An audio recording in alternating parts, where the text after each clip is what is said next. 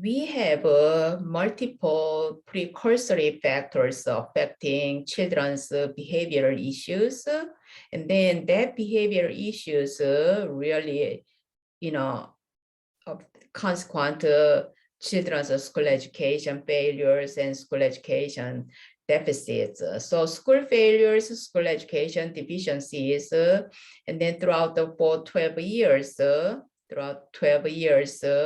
children have a very, very difficult life in schools. Most of children spend most of school time involving in different exhausting and emotional, behaviors. And some young children, especially when they do not have proper communication skills, and then pretty much they display behaviors through their frustration and their struggles coming out through their behaviors. So what kind of precursory factors we could have? As I said before, it has a chained antecedent, consequent behaviors. And then number one was cognitive deficits. As I explained, this cognitive deficit is a very important part. It is pretty much it's all, especially cognitive developmental domains.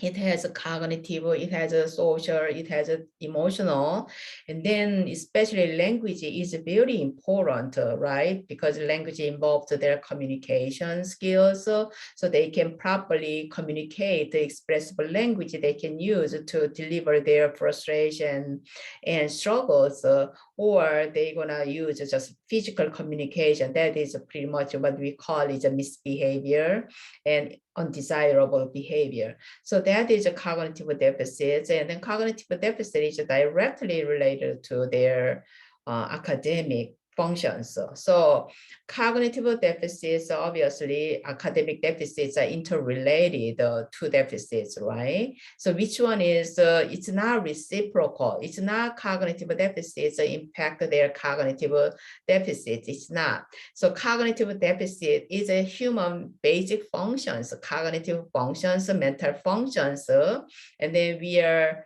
just, it's very advanced animals in the whole, just, nature.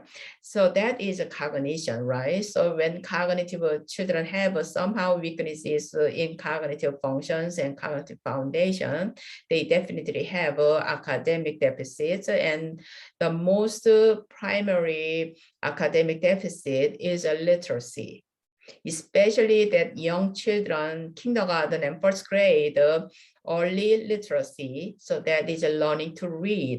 They don't learn to read, especially oral reading and spelling. It is really, really just, great impact in their rest of schooling. For 10 years of schooling is not really like a will go sail well. And then they have some home nurture. So it's like a parenting types, rearing attitude, parents attitude. It's not the bad meaning, but however, it's more like a parenting style. So not every parenting styles is really great for children's learning, even though it's really good will and good intention. So parents love their children so much. However, if parents are too much child-oriented, and then parents are too much protective, and then parents are too much just permissive, so their love comes just absolute love without reasoning. And then what is really like educational purpose, and then discipline purpose. We just raise our children, become independent human beings with strong self-discipline and their self-control, self-regulation, how to hold their emotional frustration. So I call it cognitive maturity. So it's a cognitive maturity mentally, everybody has those desire and base, even, adults can break down sometimes emotionally, and they could not hold their emotion well. So it is very hard for the children. However, if parents teach their children how to regulate their emotions, through the experience at home, intentionally we teach children that because it's a life is very tough. Anyway, eventually they go out and off the parents' hands, they have to leave this world by themselves, for themselves, right? So they need basic those cognitive, strengths and maturity. So it's all emotion related. And then we have some teacher types. We have all different teacher types. We cannot say, to be honest, we cannot say every teacher is really like a god. And then they have a strong, cognitive functions and cognitive power, and then they have cognitive empathy and very compassionate. So they understand the children's struggles. It's not. So because the teachers are human beings, so we have all just human nature, diverse human natures, and then teacher has those. So especially the learner and teachers, mismatch the learning style and teaching style, and then personality-wise, the characteristics-wise, it's very different stories. So not just every child is very smart, energetic, and love to show what their smartness. It's not every teacher loves them. So some teachers are very appreciate that and they love them. They use them as actually their assistants in class. And some teachers do not appreciate that. And they want everybody just to follow their words. Nobody just stands out. So even, child in one grade just got appreciated by teachers and they just enjoy their, grade learning. And then next grade, the teacher said that this child is troublemaker and then chatty and talk too much and just show off too much. And I don't like. So it's not, these teachers' characteristics, the child characteristics mismatched, and then it is really unpleasant school year for both parties. So we have those, home adult factors and school adult factors. So it's not bad meanings or just a teacher is a really weak teacher. It's not. It's a different story. And then social emotional factors, as I said, the social emotional factors, especially social, is not only just social skills. Social skill is a very comprehensive term. When you say social, and it includes social sense, so it's more like the child can show social not skills, but social sense based on that culture. So it's even teachers, teachers' characteristics. If child is socially very sensitive, and then they know this teacher doesn't like my talking, and then they could just behave based on that. But young children is very hard for that. So. And then the other part is people skills. So people skill is more like, compassionate, compassion and cognitive empathy. So it's understanding people.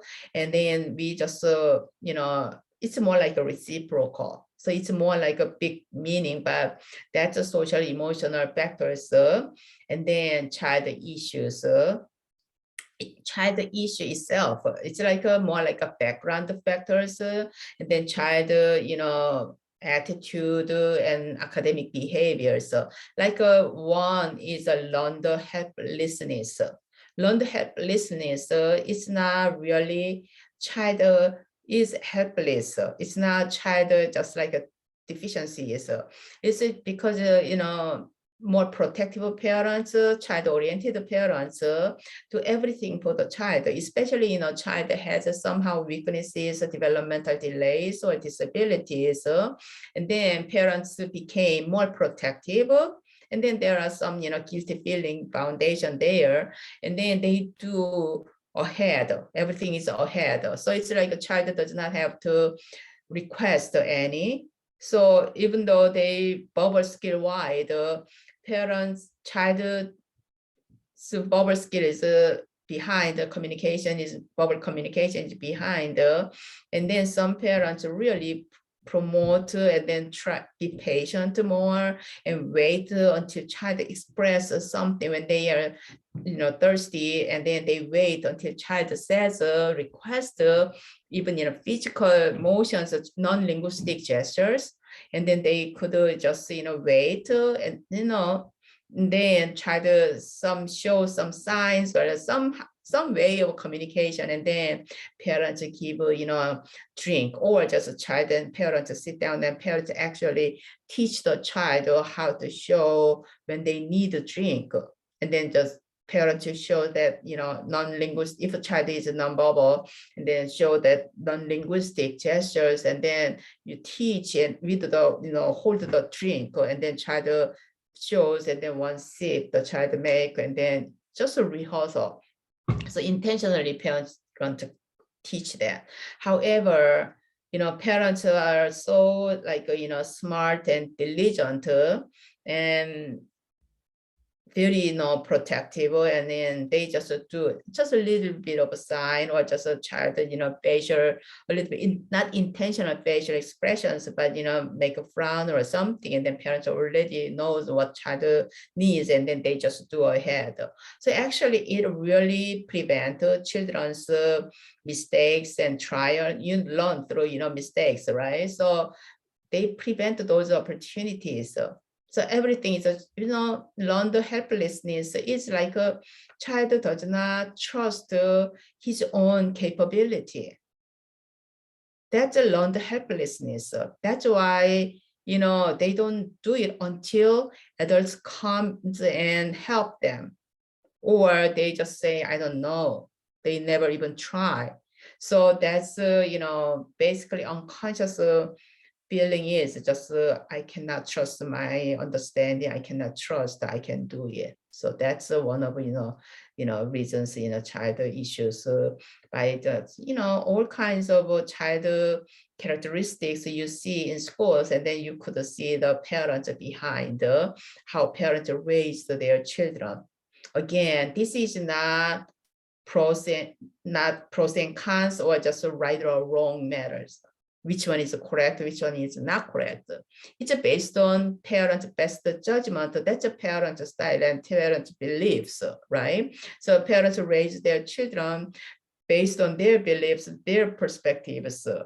And then it's, when children come out and then to the, society and then schools, with the big groups, with the peers, and then they show, what they learned. So that's the, part of what we could include in the precursory factors. It could impact their behaviors, and then eventually their school difficulties. So school participation, school performance difficulties, but these are the ones when any of these, all of these, any of these, it can impact the children's school behaviors. And then school just emotional part is all more emotional distress or emotional comfort, and just all based on these factors.